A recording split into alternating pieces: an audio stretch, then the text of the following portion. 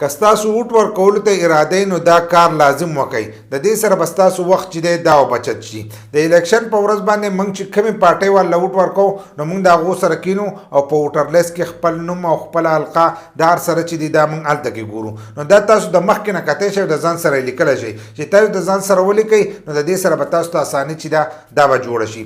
تاسو د خپل شناختي کارت نمبر راوالی او 8300 ته ورولېږئ لکه 8 3 او 2 صفرونو ته چې دی دې ته د خپل شناختي کارت نمبر ولګئ. هلته کې چې تاسو ته کوم میسج راشي نو هغه میسج چې دی د ځان سره په یو کاغذ باندې ولیکئ.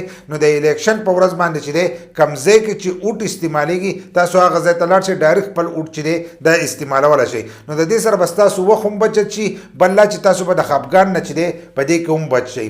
ځکه که ستاسو څوک رشته دار الیکشن ته ولاړي او تاسو بلې پارټۍ له ووټ ورکوئ نو که هلته کې هغه تاسو ویني نو هغه بیا ستاسو سره خفګان کوي. نو تاسو داسې چل وکړئ چې دا د مخکې نه د ځان سره ولیکئ او کوم ځای کې چې اوټ استعمالي کې هلته کې لاړ شئ نو تاسو ښه په اسانو سره خپل اوټ چې دی هغه استعمالولی شئ.